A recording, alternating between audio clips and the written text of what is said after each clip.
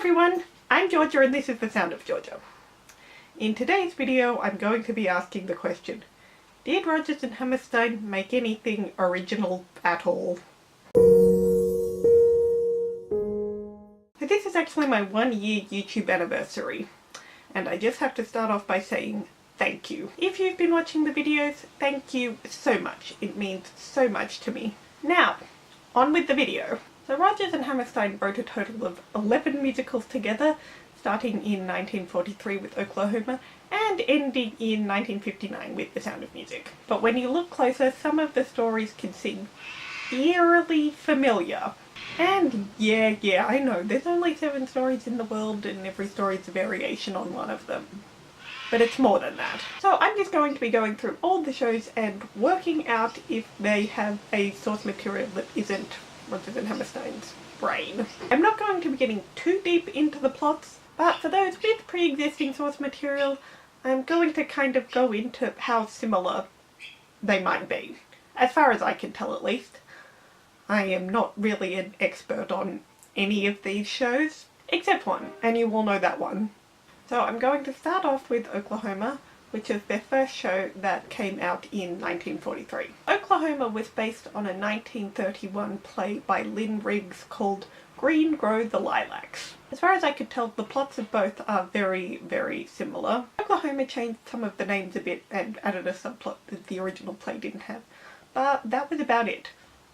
Green Grow the Lilacs was not really successful at all, whereas Oklahoma was, well, Rodgers and Hammerstein. Not that everything these guys produced was pure gold, as you'll see as we continue, but this one was one of the big ones. It was popular enough to get a film adaptation. That came out in 1955 and starred Gordon McRae and Shirley Jones. 2 years after Oklahoma came out, the show that is, not the film, Carousel hit the stage, and it was based on the 1909 play This by this guy. I'm not even going to try and pronounce anything anymore.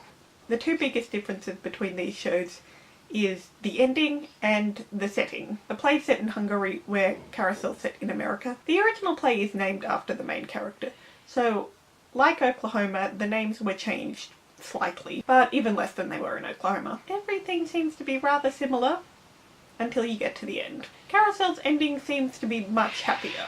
For those of you who know the plot, you can probably guess what that means. Carousel also got a film that came out the year after Oklahoma, with the leads being played by the exact same people. Honestly, I never know how I feel about that. The same year that Carousel hit the stage, State Fair hit the theatres, and this one's a little different. They did make a stage musical 51 years later, but it was originally a film, and it was also based on another film, which in turn was based on a book. So it started as a book by Philip Stong, and then in 1933 that was made into a movie, a non-musical movie. So Rodgers and Hammerstein took it out of the music and poof. The result is the first Rodgers and Hammerstein show to ever hit cinemas. And in the same vein, there are actually some more that are based on things by sort of 2 degrees, but we'll get to those. Next up we have Allegro. So Allegro came out 2 years after State Fair and Carousel, and you're probably scratching your head going, what's this one? It was probably one of their least successful shows. And there are 3 that you could probably put into this category. None of them got film adaptations. I don't believe they lasted very long on the stage, and probably had little to no revivals. So Allegro was their first real flop. And from what I can tell, this one actually didn't have a source material like all the other ones I've mentioned did. It was all pure Rodgers and Hammerstein, and it told the story of a doctor throughout his life tempted by fame. So we went from the unsuccessful Allegro right up to brilliance again with South Pacific, which came out in 1949. And this is another one that's based on something else. In this case, James A. Missioner's book, Tales of the South Pacific. The book's a collection of stories that are interconnected. I think it's 19 in total. And Rodgers and Hammerstein used elements from most of them, maybe all of them, for the musical.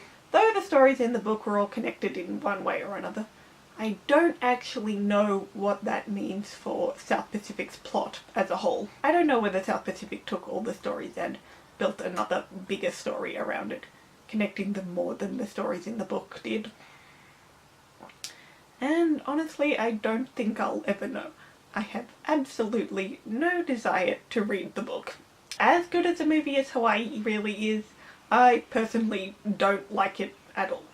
And it was written by the same guy. The film version of South Pacific, starring Mitzi Gaynor and Rossano Brazzi, hit cinemas almost a decade after the show started on the stage in 1958. So moving on to 1951, we have The King and I. And this is another one like State Fair, where it's based on something that was based on another something. Like The Sound of Music, the characters in this show were real people who really existed. And those two shows are not actually all that different. The source material from The King and I was Margaret Landon's book, Anna and the King of Siam. And that was a sort of fictionalized story of Annalyn Owens' memoir, The English Governess at the Siamese Court. But from what I've heard, even the memoir has been said to be exaggerated and fictionalized. So who knows what the real story is. But I'm sure you can see the similarities to Sound of Music. And of course, it was made into a film that hit cinemas the same year as Carousel. And it's Deborah Kerr as Anna. I think I heard somewhere they wanted to have Gertrude Lawrence do the film, but of course, she had died. And Yul Brynner as the King, because unlike the original Broadway leading lady, he was still alive. And he did it again, and again, and again, and again. So we had The King and I, and now we have Me and Juliet. Another one that I'm sure is making you go, what? Like Allegro, this one is pretty much forgotten.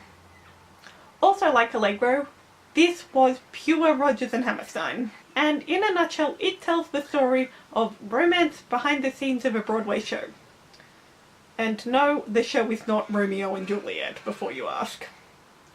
The show is actually called Me and Juliet. So it's a show within a show. You know? So Me and Juliet came out in 1953, and 2 years later out came Pipe Dream.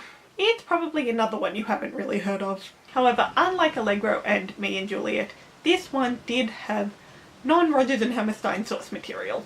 That being John Steinbeck's novel Sweet Thursday, which was his sequel to Cannery Row. Julie Andrews actually auditioned for this one right around the time her run in The Boyfriend was ending. And after she'd finished, Rodgers came up to her and, after telling her she did a lovely job, asked if she was auditioning for anything else. And she told them that she had been singing for Lerner and Loewe for My Fair Lady.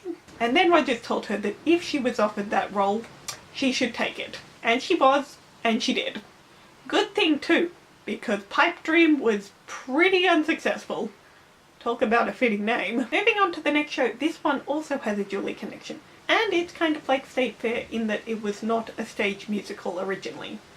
And that is the 1957 TV production of Cinderella. Do I really need to say anything? It's Cinderella. Probably more Perot's version than the Grimm Brothers one because it has the fairy godmother. But that being said, Julie said they were going for a more realistic approach when they did it. And honestly, I think that kind of worked to their advantage. And it was successful. The show broke the record for number of people who tuned in to watch a television program back then. Like with State Fair, it eventually became a stage musical. And hey, there's always the brandy version. So, a year after Cinderella, out came Flower Drum Song. This is another one you might not have heard of, but I would say it's definitely more successful than Allegro and Pipe Dream and Me and Juliet. It was successful enough to get a film, which came out in 1961. The musical was based on a book by C. Wiley, and though the stories seem to be slightly more different from all the other ones that I can tell, so there's more differences between it and the book than there are with, well, Oklahoma and Carousel and all those ones, but there are still a lot of similarities telling the story of these people in Chinatown in the 1950s.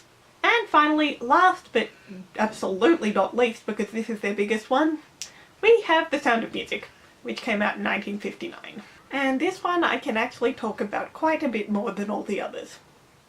Not just because I'm kind of a self-proclaimed expert, but because I have actually read and seen the source material for this one, whereas I haven't with any of the others. I mean, I've seen all the movies of ones that got movie adaptations, but nothing beyond that. But as for The Sound of Music, Maria von Trapp wrote her memoir in 1949, And 7 years later, that was picked up by a German film company and made into Die Trap Family. It's actually available on YouTube if you want to watch it, link in the down below. Turn CC on to get the English subtitles. The film was pretty big in Germany, and Mary Martin and her husband saw it and decided to bring it to Rodgers and Hammerstein to see if anything could come out of it. And as you've probably heard about a billion times, because this comes up with everything, it is different. There are a lot of differences between Maria's original book and the stage show. Die Trap Family, on the other hand, is almost the missing link.